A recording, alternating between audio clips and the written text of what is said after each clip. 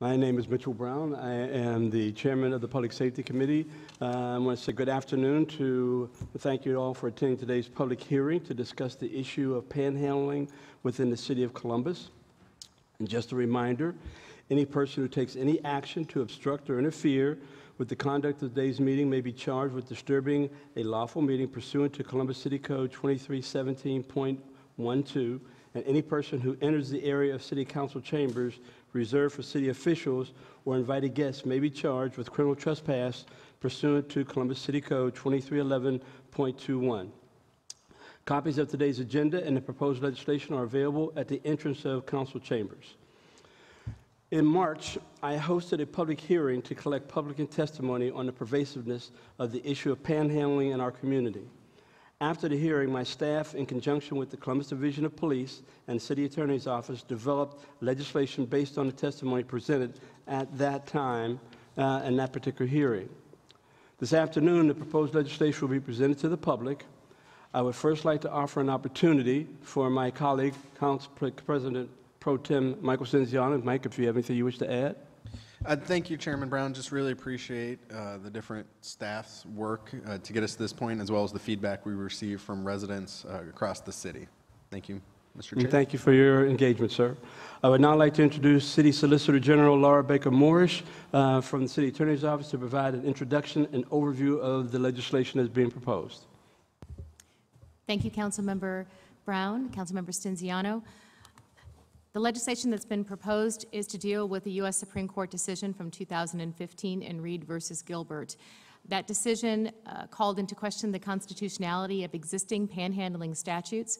For that reason, we advised the Columbus Division of Police to stop enforcing the existing provisions on the Columbus City Code books, and instead we convened the public hearing that Councilmember Brown spoke of in order to hear the specific safety concerns that citizens have regarding the behaviors that are occurring on the city streets. Based on those specific concerns that were addressed during the meeting, my colleague Melanie Tobias and I crafted some language which we then provided to council, and after a lot of input from other members as well, it came to be the legislation that's currently pending before City Council. Specifically, current provision 2171.06, soliciting rides riding on the outside of a vehicle. This is under the Columbus City Traffic Code. The only change being recommended here is the deletion of paragraph B. That is being deleted because it is being addressed in the other newly provided provisions of this ordinance. Provision 2333.01, distribution in a right-of-way. The recommendation is that we repeal the existing 2333.01 and replace it with the one that is being presented here this evening. Specifically, it would involve prohibiting individuals from engaging in distribution with the driver or occupant of a vehicle in a right-of-way unless the vehicle is lawfully stopped, standing, or parked in compliance with Chapter 4511 of the Revised Code. So in other words, what we're trying to get here are these public safety concerns that were expressed regarding individuals who are engaging in conversations involving hand-to-hand transactions that were occurring in the right-of-way, putting the pedestrians at risk and slowing down vehicular traffic.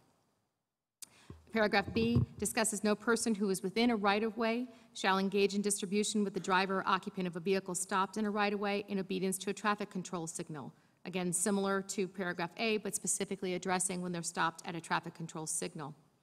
However, it does indicate that a person may engage in distribution with the occupant of a vehicle in a right-of-way so long as the person remains on the surrounding sidewalk and not in the right-of-way itself, including not on the medians or the traffic islands. Again, we're looking at the public safety concerns of pedestrians in an area that's supposed to be used for vehicular travel, but we are allowing for that transaction to occur so long as the individual who is engaging in the transaction with the person who's in the vehicle is themselves on a sidewalk. C is no person being the driver or occupant of a vehicle in a right-of-way shall engage in distribution with another who is not an occupant of the vehicle. We want to make it clear that we are looking at the safety concerns here. It's not just the pedestrian that engages in the transaction, it's the driver and the occupant of the vehicle as well. And so long as they are within the right-of-way, we want to make sure that they are continuing to obey traffic laws and not putting either pedestrians at risk or other drivers at risk by being stopped when they ought to be going. D, no person being the driver or occupant of a vehicle stopped in a right-of-way in obedience to a traffic control signal similar to B, except that it addresses both drivers and occupants, same prohibition, and with the same allowance if the pedestrian themselves is on a sidewalk. E, whoever violates this provision is guilty of distribution or right-of-way of misdemeanor of the 4th degree. That can be enhanced when there are prior convictions prior convictions that have occurred and if a person has been convicted of the offense. And then we provide a definition of what the term distribution means. It's an exchange or an attempt to exchange a physical item between two or more individuals. Again, we are looking here at the behavior and not specifically at speech. That would apply to any item that's intending to be exchanged between two individuals, and the content of the speech that's being used to engage in that is irrelevant. There is this provision here in H that indicates this section shall not apply if an individual possesses a permit. That will be addressed in another ordinance at another time, but it does allow for that, should the council look into that. And it indicates this is a strict liability offense. We've indicated this is a misdemeanor of the 4th degree and that it's a strict liability offense. That aligns it with the reckless operation provisions of the traffic code as well as the disorderly conduct provisions of the city code. All of those are also misdemeanors of the 4th degree. Aggressive distribution, 2333.02, replaces existing 2333.02 and instead discusses in situations where not just a distribution has occurred, but there's actual behavior following that attempted distribution that also raises larger public safety concerns. This is the culpable mental state of knowingly, so it's a higher degree of culpability and also a higher degree of offense. No person shall engage or attempt to engage in distribution in the following manners. 1, by knowingly touching or grabbing another person or that person's property without that person's consent. 2, by knowingly following another person and continuing to engage or attempt to engage in distribution with that person after that person has made an affirmative communication that the person is unwilling or unable to engage in distribution. Whoever violates this section is guilty of a misdemeanor of the 2nd degree. That can also be enhanced for prior convictions. And once again, the definition of distribution is the same as it is in 2333.01. 2333.03 deals with ATM privacy. We did hear during the hearing testimony regarding concerns that individuals had when they're engaging, they're attempting to conduct a transaction at an ATM machine. They're putting in their personal identifiers. They are exposing that information to the public view. And when you have an individual that's so close to them at the time that they are using the machine, it creates a concern both for their safety as well as the safety of their confidential information. No person shall knowingly approach within 3 feet of any person who is actively using an automated teller machine without that person's consent. That means if you're using that together with your spouse, that's not a problem. That person has consent to be there with you or your child. But if anyone approaches without specifically having your consent, they need to stay 3 feet away from you to allow you the opportunity to use the machine without being concerned about your personal information being viewed by others. An ATM is defined in B, and in C, we indicate that that is a misdemeanor of the 4th degree. And once again, 4th degree lies with the individuals who are coming into the roadway because we're not talking about aggressive behavior here. We're talking about behavior that simply exposes them to the opportunity to have their information be viewed. And finally, 2333.04, obstructing the city right-of-way. A person commits an offense if, without legal privilege or authority to do so, the person recklessly obstructs a highway, street, sidewalk, railway, waterway, elevator, aisle, hallway, entrance, or exit to which the public or a substantial group of the public has access, or any other place used for the passage of persons, vehicles, or conveyances, regardless of the means of creating the obstruction, and whether the obstruction arises from the person's acts alone or from the person's acts and the acts of others. Or they disobey a reasonable request or order to move issued by a person the actor knows to be or is informed is a peace officer or a person with the authority to control the use of the premises when the request or order is made in order to prevent the obstruction of a highway or any of the areas mentioned in subsection 1. This again deals with the ability to make sure that individuals have free passage in and out of buildings, in and out of sidewalks, within the public areas and public right-of-ways, so we don't have individuals who are effectively blocking off. And we heard testimony during the public hearing of individuals effectively blocking off the entrance and exits from locations, which of course can create not only a fire hazard, but also concerns for the safety of the individuals who then have to step over that person in order to enter the establishment. Once again, it's a reckless standard, and it's a misdemeanor of the 4th degree, because we're not talking about, again, that enhanced public safety concern like we do with the aggressive distribution. So those are the proposed ordinances based upon the testimony that was heard, and I'm here to take any questions that you might have. Thank you, Ms. Morris. We've been joined by Councilor Priscilla Tyson and Councilor Jiza Page, and thank you for attending. What exactly, if you know specific, what is the penalty when you say it's a fourth-degree misdemeanor? Does that involve jail time or a fine? A misdemeanor of the fourth degree is punishable by a maximum of 30 days in jail and/or a $250 fine. It's within the discretion of the trial court as to what that actual fine or sentence would be. Thank you. Are there any questions from my colleagues? Councilor Stenziano. Thank you, Chair. And part of, to kind of piggyback on that, why were the standards or penalties assigned? And also, and I don't know if best for you or maybe some of our other speakers, what other services might be available if someone is cited or we're seeing problems falling under this category that could be other issues associated once we get them through panhandling? The reason that we picked the particular levels of offenses is to try to align them, I keep saying that wrong tonight, try to align them with other provisions of the Columbus City Code that deal with similar behaviors. Disorderly conduct, for instance, deals with similar but slightly different behavior involving a certain level of culpable mental state, and it's a misdemeanor of the fourth degree. Similarly, when you're talking about traffic and you're talking about things that could be reckless within traffic, that's a misdemeanor of the fourth degree within the code as well. The practical implication of it being a misdemeanor of the fourth degree is that if an individual fails to then move on or leave the scene, an officer would have the discretion, if they chose, to arrest that individual because it's an arrestable offense and remove them from the scene. They wouldn't have to. They could issue a citation, they could issue a warning, but they would have that ability if they could not actually remove the obstruction or remove the concern.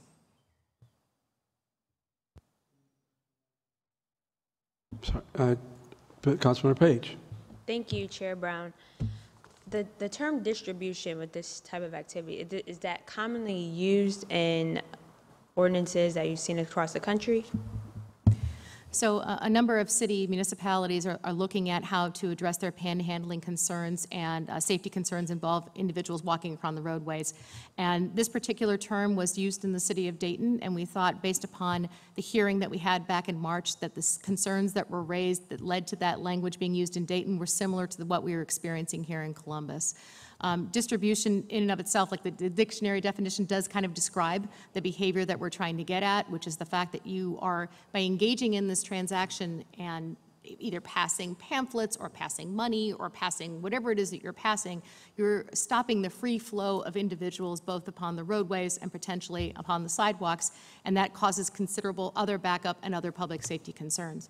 And then with the aggressive distribution, you're talking about individuals who are simply not leaving you alone. They've been given the opportunity to speak to you. They've been given the opportunity to share their information with you.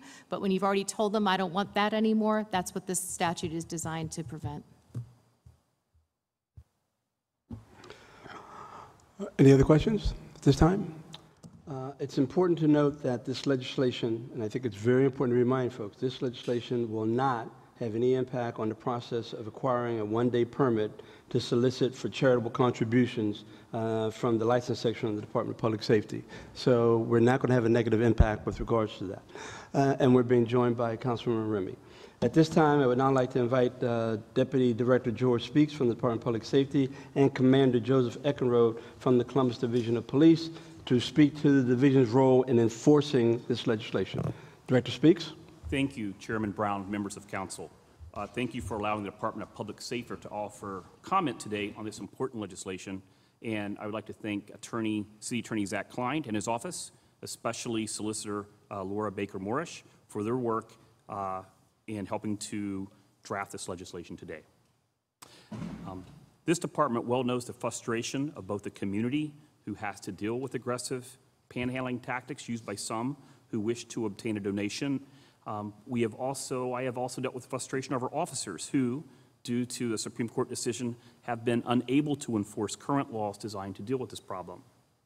Given both what I have personally observed, as well as many complaints from the public, the aftermath of the Supreme Court's decision has resulted in an increase in the number of people aggressively panhandling or begging.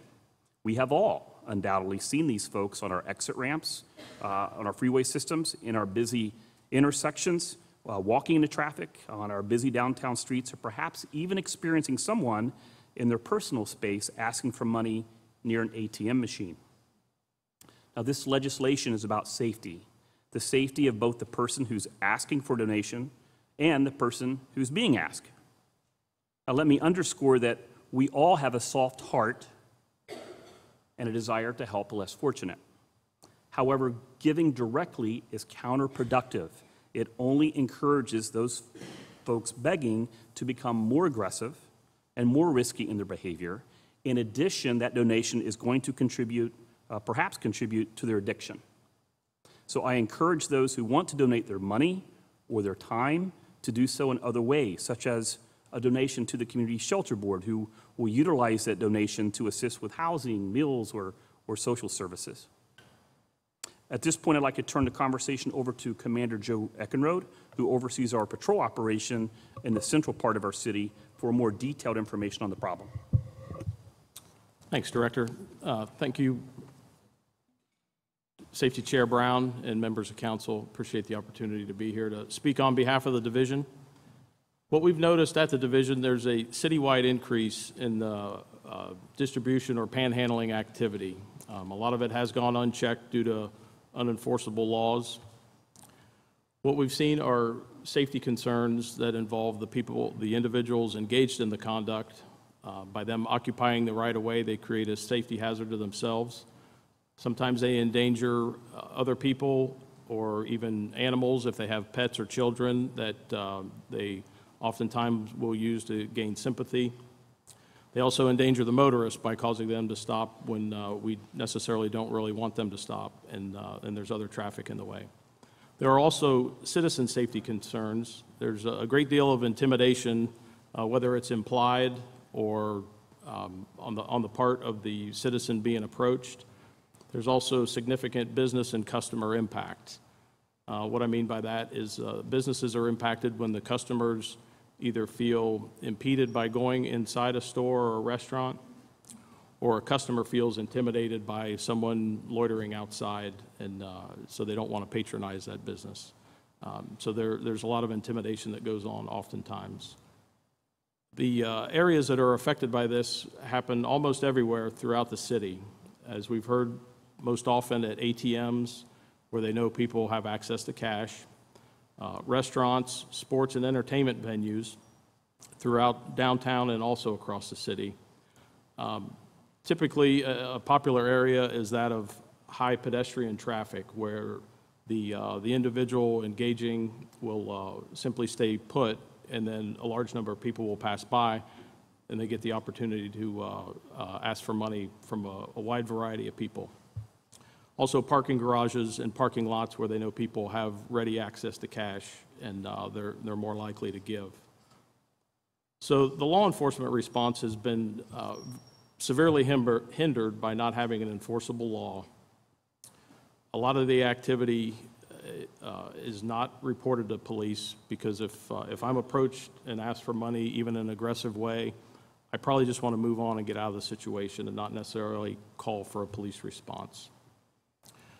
It's also difficult to enforce a lot of the associated crimes that go hand in hand with panhandling, such as public indecency or littering, sometimes disorderly conduct if they have a conversation that gets elevated. And unless an officer is physically there to see that happen and witness it themselves, it's almost impossible to take any enforcement action.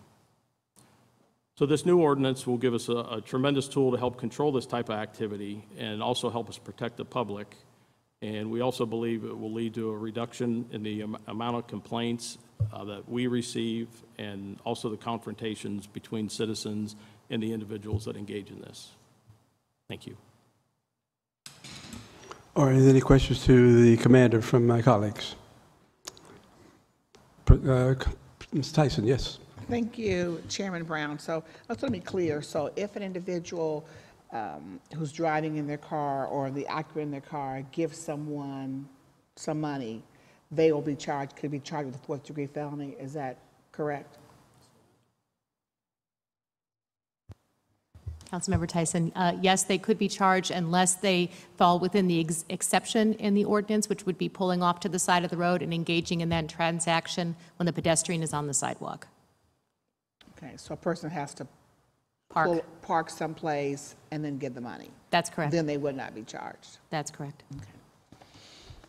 Okay.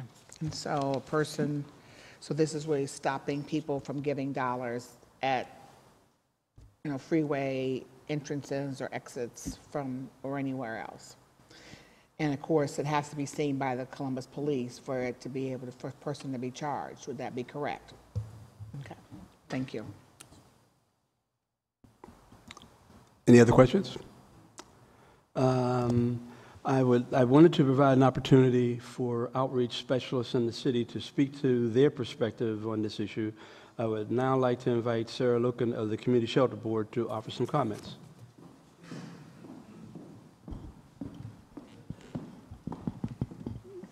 Good afternoon, Council Chair Brown, President Pro Tem Stinziano, Councilmember Tyson, Councilmember Page, Councilmember Remy. I'm Sarah Loken with Community Shelter Board, the collective impact organization leading a coordinated community response to make sure everyone has a place to call home. We appreciate the leadership of this committee, the City Attorney's Office, and the Division of Police on this important issue, and we do support the proposed legislation. We think that it is the right first step in any comprehensive plan to address panhandling. Ideally, in the future, we could also explore a few other things. More street outreach presence to make sure that we're connecting people in need to services. More police presence in areas where panhandling is most prevalent. And a community-wide awareness campaign asking people not to give money to panhandlers. And that's a really important part of this because panhandling is a community issue and every single person has a role to play in stopping it by not giving money. We need to make sure through an awareness campaign that everyone knows that food, shelter, and services are available to people in need. And we want to let people know and ask them to give a street card instead of giving money. And a street card is a list of resources to help people find where they can get food, shelter, clothing, and all sorts of other services. When someone in need is referred to available services instead of given money, our network of service providers has a much better chance of being able to engage in a really meaningful way that goes so far beyond a hot meal or a shelter bed. Our network is going to help someone get back on a path to housing and stability. So thank you, Council, for your support of Community Shelter Board's network and for your leadership on this really important public safety issue. Thank you, Ms. Loken. Any questions for Ms. Loken from my colleagues? I would now like to invite a neighborhood representative to speak to their perspective on the issue. I would like to begin with Ms. Lisa Diefendorfer from the Capitol Crossroads Special Improvement District.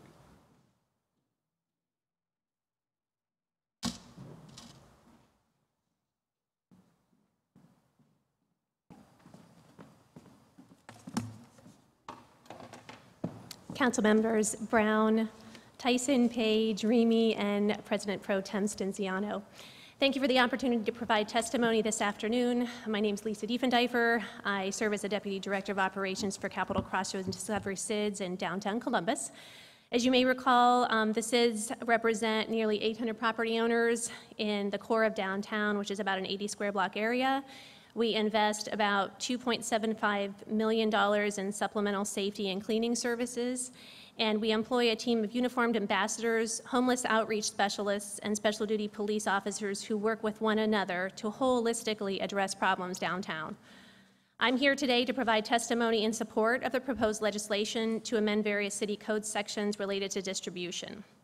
Although downtown is one of the safest precincts in the city, the SIDS recognize that quality of life issues such as panhandling frequently take place and negatively impact downtown employees, residents, and visitors' experiences downtown.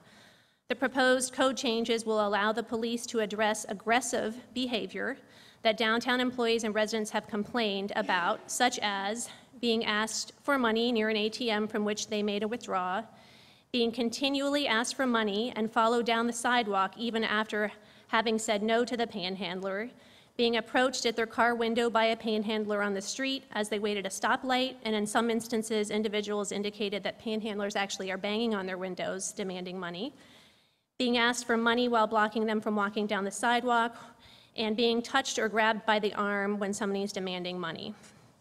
SID property owners appreciate the resources the City Attorney's Office and the City Council have invested in crafting this legislation. We hope that these code changes, coupled with SID's homeless outreach program, will result in a less intimidating downtown environment. And I want to echo what Sarah had said. I think the enforcement piece is one piece of the puzzle. I don't think enforcement is the end-all be-all to address the issue. I agree, and I indicated this in my previous testimony, that an increased sort of proactive police presence of folks, what you think of a beat officer being on foot or on bike, that goes a long way. I think we'll have a lot of less enforcement needs just because of the mere presence and reassuring presence of those officers. I do agree, a community-wide campaign that encourages people not to give, but to give to organizations that help people get off the street. But also downtown, we have 2 full-time outreach specialists, and what I am telling people regularly is, instead of giving that $1 or $5 to the panhandler, the best thing you can do is call our office, and we can send someone out that has the luxury of spending some time with that individual to better understand what their needs and, actually think about and plan a long-term solution for the individuals. And then also, as Sarah mentioned, additional outreach. I think we're covered downtown, certainly, but I have no doubt that neighborhoods like the Short North and the University SID would greatly benefit from additional outreach services. And if we could, approach this from a team of outreach, enforcement, and engagement, I think that's the route to go. So thanks for the opportunity to speak, and I'm available for questions as well. Any questions from Councilor Tyson? Thank you, Chair Brown. And Lisa, thank you for certainly coming down and providing your testimony this afternoon. And I would certainly agree that, an awareness campaign would certainly be helpful. And you just mentioned, or Sarah mentioned, about a street card for resources for individuals who are asking people for, distributions, et cetera. The question I will ask, and I think I will ask to everyone that's involved in human services, is that I appreciate the street card about resources.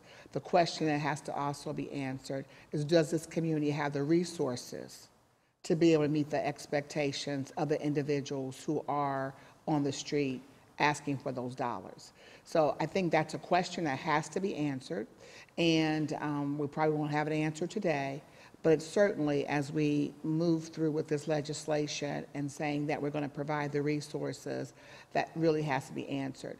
Because I think you and I have had discussions in the past, is one area that I know that that the resources that we still need to think about are individuals who are still on the streets that happen to be individuals who've been charged with, sexual offenses.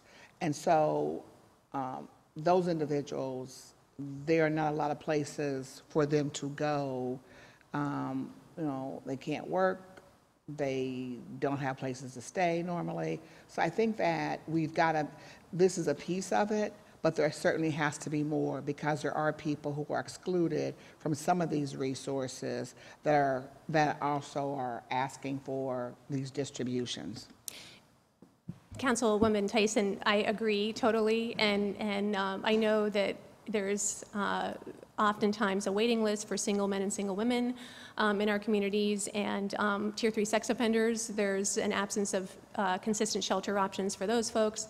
And then we run into folks, I know downtown, who are addicted to heroin or other opiates and can't make it into the traditional shelter system setting, and there's some challenges certainly around that. So I agree, absolutely, it needs to be kind of a holistic, kind of larger plan on how to address panhandling. I'm here tonight really to talk about that aggressive panhandling, because we are seeing non-aggressive panhandling all over downtown, but we're interested in just that behavior piece, as to how to address that. Thank you. Thank you, Ms. DiMedora. Appreciate you coming down. Next, I'd like to invite Betsy Pandora from the Short North Alliance. Is Betsy here?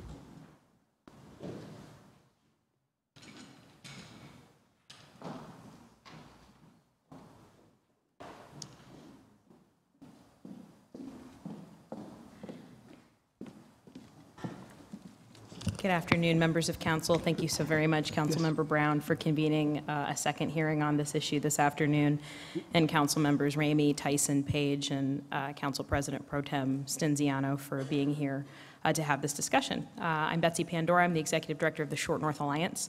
Like my colleagues in downtown Columbus, we're a nonprofit that serves both business and property owners of High Street in the Short North Arts District.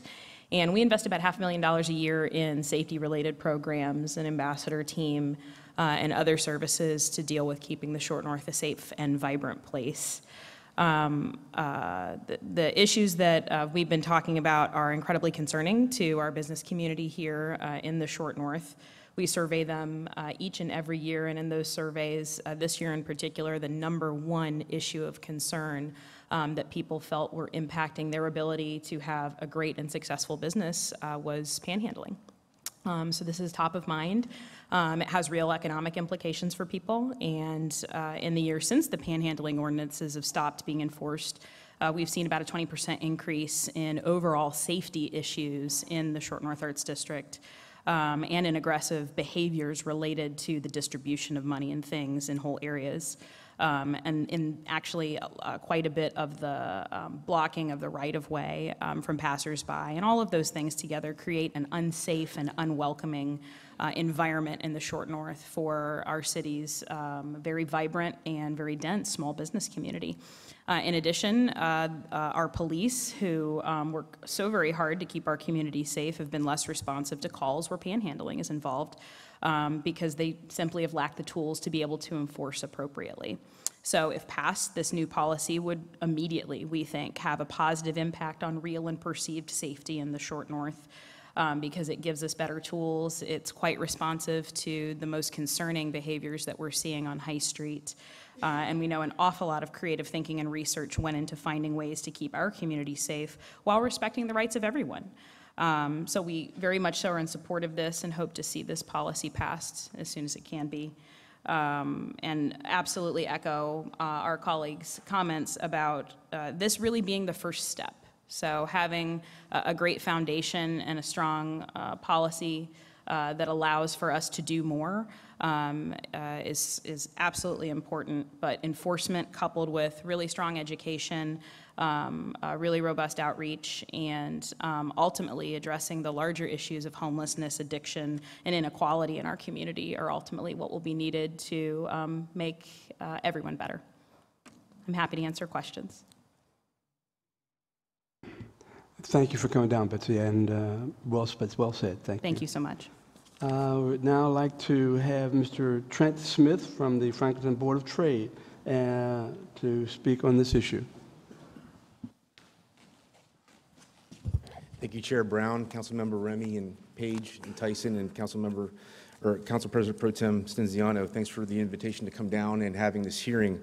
I want to begin by first enthusiastically supporting this legislation. For all the obvious reasons that have been stated by the previous speakers, we would like to see this passed as soon as possible. And I also want to echo yet again what Sarah Loken said about the importance of the public awareness campaign on how unproductive it is to give the dollar directly to the panhandler rather than giving it to an organization that's qualified to help. So those are two things that we want to express enthusiastic support for.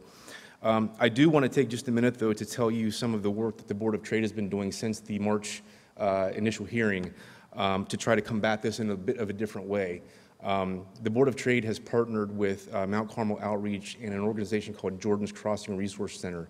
And we are attempting to form a partnership that will allow us to employ the homeless to help us solve another problem that the neighborhood is plagued with, which is litter. And we feel like if we can do this in an effective and meaningful way, that not only will we engage the homeless and hopefully reduce panhandling by giving them a productive way to earn money rather than just asking for it, we're also going to clean up the neighborhood and also put them in front of resources through Mount Carmel Outreach and Jordan's Crossing that can hopefully get them into a situation that gets them out of a homeless camp situation. Jordan's Crossing, Mr. Fred Reeser, who's the executive director, did a very successful program out in Prairie Township called Trash for Cash. And we would like to employ that same type of program in the Franklinton area And I would imagine that as time goes on and this program is successful, and I don't say if or maybe, I say it is going to be successful. I'm very confident that it will be. I would see no reason why we wouldn't expand this program to include our Friends on the Hilltop. I know Friends of the Homeless, or excuse me, Friends of the Hilltop is an organization that we work closely with on several projects. And I would see no reason why we can't pilot this program in Franklinton and then expand it out to the other areas that have the same problems that we have. So we did propose a funding request that was submitted to City Council to help us pay for this pilot portion of the program. I would want to stress and emphasize that we're not trying to make this a city-run program. That's not what we're not trying to put more on your plates.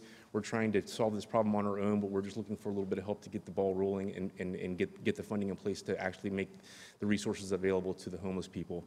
So I will be looking forward to giving you more updates on how this program is progressing. We're continuing to have meetings with Mount Carmel Outreach and Jordan's Crossing. And actually, we're also starting to have meetings with some of the business stakeholders within the area who have expressed the most amount of concern about the problem to try to get their buy-in to help us fund this as well, because the pilot program is one thing, but then the ongoing success and revenue for to keep the program going is going to be another thing. And to that end, we've also started conversations about forming a special improvement district for West Broad Street, and we've engaged the Columbus Foundation for ideas and suggestions on how we might be able to fund the process to make that happen as well. So I just wanted to let you guys know that I appreciate the work you've done, but we've been doing some of our own work to try to combat this problem from a different perspective.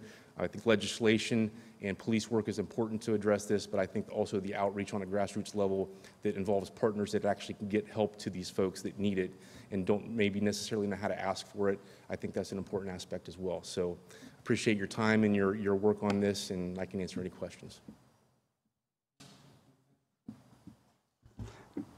Councilman Tyson.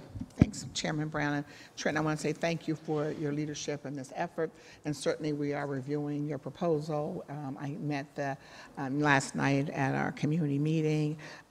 I was able to talk with the gentleman that started the Jordan's Crossing. Great. And so we will be in touch with you and he and try to see where the city can stand in that initiative. Excellent. Thank you very much. Thank you so much. Mr. Smith, thank you for coming down. Thank you.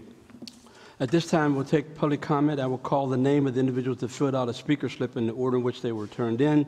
Each speaker will be limited to 3 minutes. Please share your name, address, and the organizations you represent before you begin your statement. And also, my objective is to try to end this meeting so that one of my colleagues has a meeting starting at 5 o'clock, and I want to be respectful. So with that, a Dean Abbott. Oh, he had to leave? Okay. Save 3 minutes. Kathleen Grimner.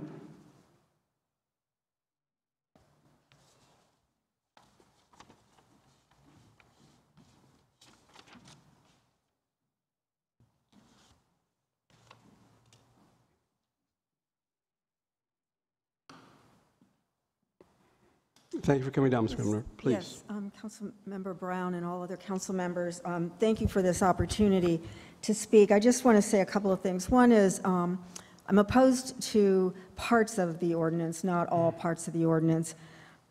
Several of the previous speakers raised points that I think are really important, which is instead of trying to get out of this problem by legislating, we should be trying to get out of it by solving the problems that people have. I work downtown. I work on 3rd Street between Gay and Gay and Broad. I certainly have seen a lot of the people that are referred to as panhandlers.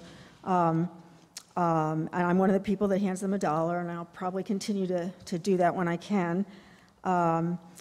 I don't experience aggressive panhandling. I mean, I know some people probably do, or you wouldn't be getting complaints, but I've been here a long time, and I experience respectful panhandling, not aggressive panhandling.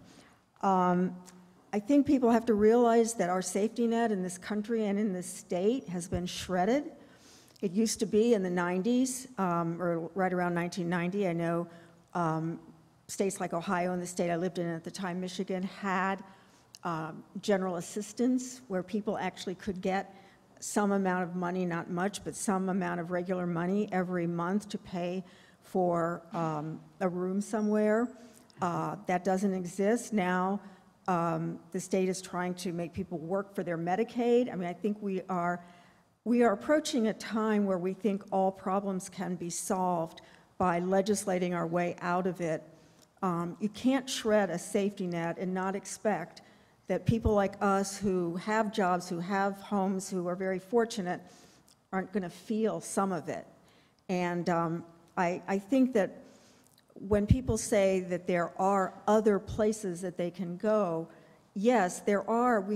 Columbus probably has a better shelter system than many cities of its size, but a person, even with a person who's on SSI, they do not get enough money per month to meet all their needs. And so I will continue to hand dollars when I can and do it safely, but I think we're going about this in the wrong way. Thank you. Ms. Glenn? I'm happy to answer any questions. Any questions? Councilmember Stenziano? Thank you, Chair. So you mentioned there are provisions you support and don't support. Could you explain which ones you don't support? Well, I think certain things, like, for example, that I don't or that I do? Always enjoy compliments at the end. So maybe that Oh. you don't and that you do like after that. I think, well, let me just say what I do. I think that to the extent that people are able to walk up close to someone while they're at an ATM, that's, that can be a concern. That's not just a concern of somebody who's panhandling. It's like people sometimes don't know the etiquette of ATMs, and they need to be taught that. So I agree that there's a good reason to do that. But I think that I especially oppose making it a misdemeanor for the people who give the money, okay? That I really oppose. But I also think that, and I think I tried to say, I mean, all of these procedures that we're trying to get, to stop, there's better ways to do it, and that's why I would oppose, this legislation in general. Thank you, President Pro Tem. Ms. Gomez, thank you very much for coming down. And Council President, thank you for joining us. At this time, Mr. William Huffman.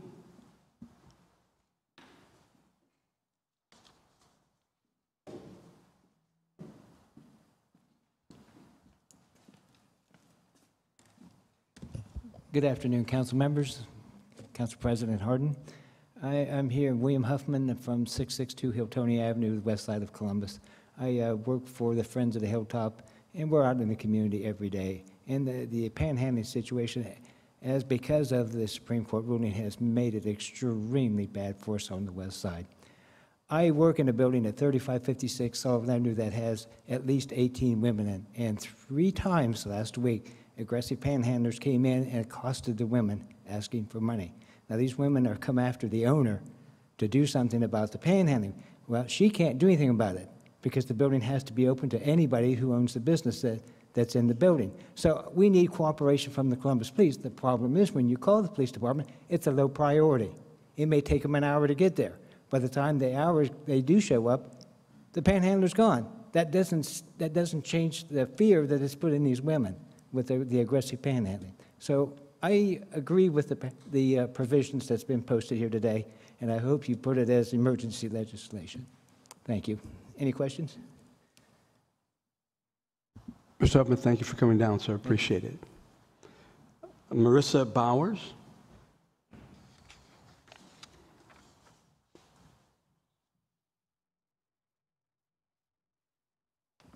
Thank you. Good afternoon, Council President Hardin, President Pro Tem Stenziano, Chair Brown, and council members.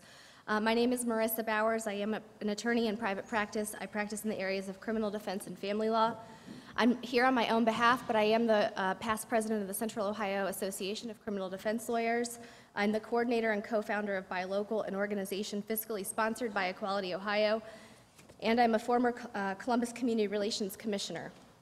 I have 3 points to raise to your attention today in consideration of this proposal. First of all, regardless of intent, this law will have a disproportionate impact on LGBTQ folks, especially youth and people of color in the LGBT community.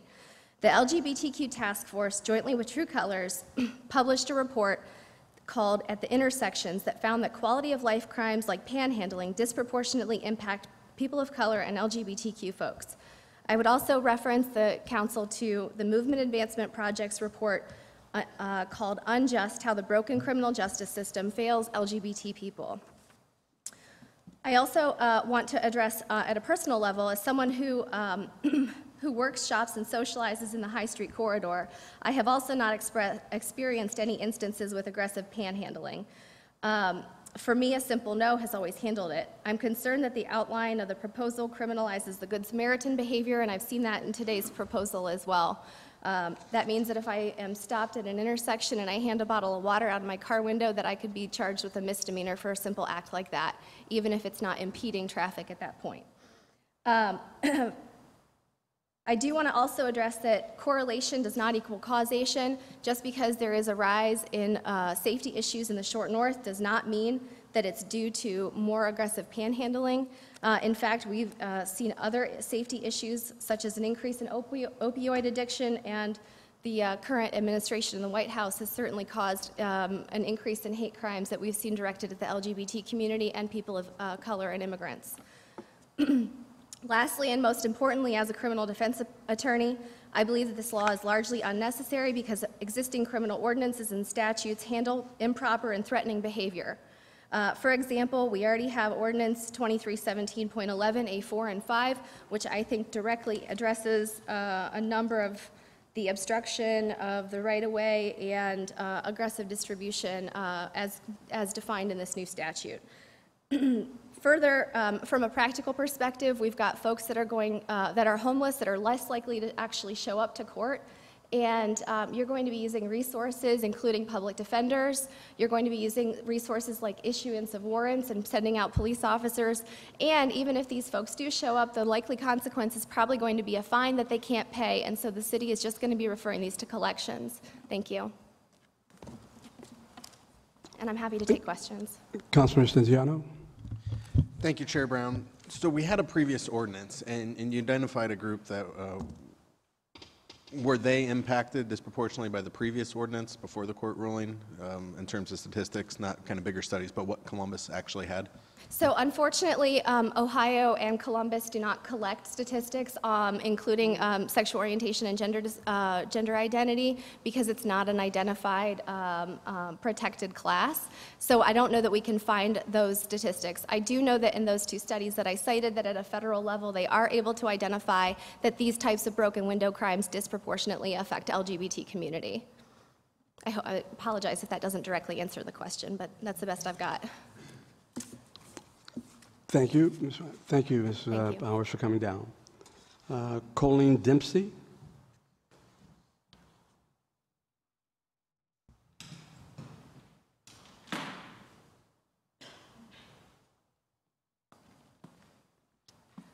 Thank you, Chair Brown and President Pro Tem Stenziano, for calling this meeting. I'm a social worker, a resident of the south side of Columbus. I worked as a case manager and a therapist providing mental health and addiction treatment throughout the city, and I currently work for the state chapter of the National Association of Social Workers. I'm also a person who experienced homelessness when I was a teenager. My perspective on this topic is informed by both my professional and my personal experiences, and I'm grateful for the opportunity. I understand that your offices have been asked by developers and community members to handle the alleged aggressive panhandling problem, and I'm going to be really interested to see any evidence of the scale of this problem or the need for new legislative solutions. Certainly, aggression and violence are not to be tolerated, but it seems like we have laws in place that would currently address such behavior. I'm concerned that the proposed approach to the described problem could be at best ineffective and at worst cause more violence and harm to panhandlers themselves. We cannot and should not stand for the stigmatizing stereotype that equates the mere presence of someone who is panhandling with aggression. Advocates and shelter workers around the country have been tracking reports of homeless individuals being assaulted, raped, harassed, and murdered, many of them targeted expressly because they are perceived to be homeless. Disturbingly, these crimes appear to be on the rise in Ohio, which by one report is the third most dangerous state in the country for the homeless. Homeless and low-income Columbus residents are at risk and deserve a prominent seat at the table in this discussion. We should be very wary of increasing the likelihood that a panhandling individual will have to interact with the police. Frequent interactions with the court system, as expressed earlier, are expensive and time-consuming, making it much less likely that the individual will be able to find stability in their housing, employment, and general well-being. An approach that funds outreach workers, housing specialists, and social workers will have much more success in addressing these issues that are at hand today. Most of my presented evidence is from reports published by the National Coalition for the Homeless. I'd love to see some similar data broken down for Columbus, but I was unable to find any. If I can be pointed in that direction, I'd love to be. People in Columbus are struggling to make ends meet. Beyond the 2,000 or so Columbus residents that are currently homeless, thousands more are at risk of becoming homeless every day, thanks to rising housing costs and stagnant wages. There will be no simple solution to the issue, but we will get much further if we begin to discuss the real problem, which is homelessness and not homeless people. Poverty and not the poor. I'm here to ask City Council to only consider compassionate, non-punitive, and evidence-informed approaches that address homelessness and poverty broadly. By tackling the root issue, you will be more likely to suppress any aggressive panhandling, which is only ever a symptom born out of desperation and crisis. I'm happy to take any questions on the points that I've raised today, and I thank you for your time. Ms. Dempsey, thank you for coming down. We appreciate it. Nancy Day Ocker.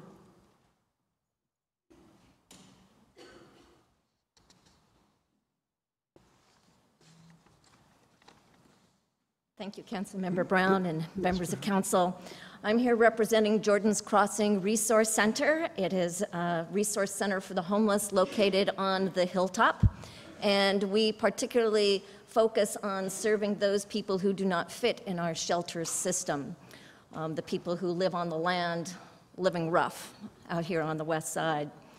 We do support the proposed legislation because it addresses a serious safety issue in our community. I myself personally have experienced aggressive panhandling in our shopping centers on the west side on a regular basis. It's actually quite frightening to pull over to Sherwin-Williams. And so, and we also experience retribution against the panhandlers who are not aggressive because they are being perceived as aggressive simply because they're panhandling. Many of them just quietly fly their signs.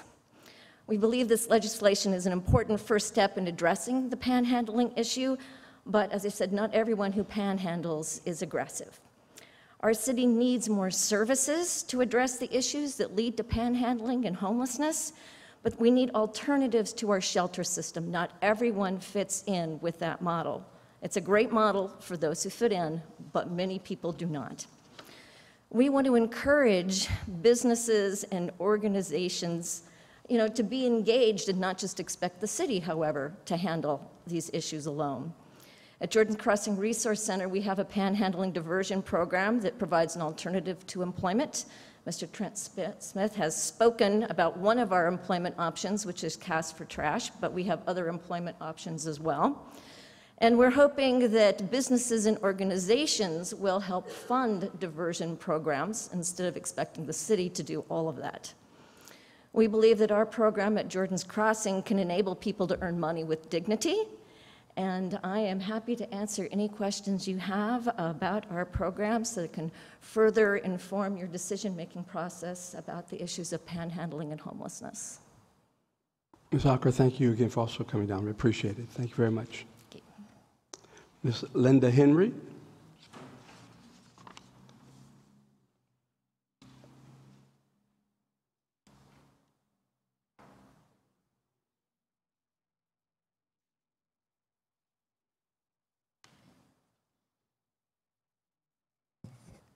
Good afternoon, President Hardin, Councilmember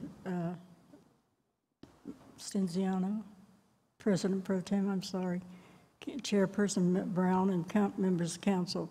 What I'm here for is to let you know that things have kind of lightened up on the south side with the panhandling. They're no longer on the west side of High Street, they're now on the east side. Some of them, they are panhandling close to the roadways on the corners of Obetz and High Street, the library on High Street, Williams Road and High Street, and 104 exits, both of them. And something, I'm worried about some of these people because they are really close to these places. One woman in particular, she is panhandling in Great Southern Shopping Center.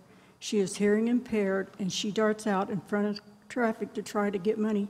She hands little stickers out of some sort, and she is very aggressive. She's in her late 60s, maybe early 70s, and I really worry about this woman here with her panhandling and doing this. So that's all I have to say on this. Just, it is getting better down there, but we still need work, and I want this legislation to work for us. Thank you.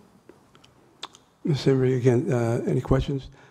For me personally, thank you for your long time advocacy for the city of Columbus. It is appreciated. Thank you, sir. Nicole Butler.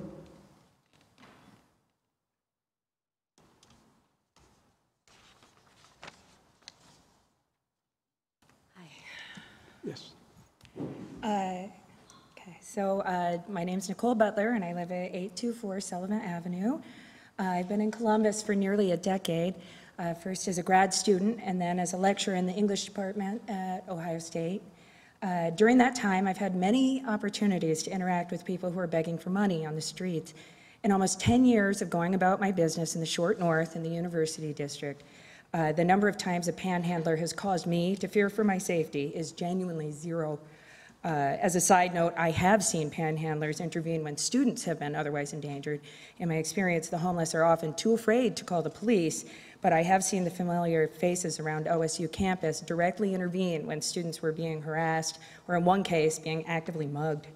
I have, as an educator, had cause to be grateful that panhandlers are part of the general ecology of Ohio State.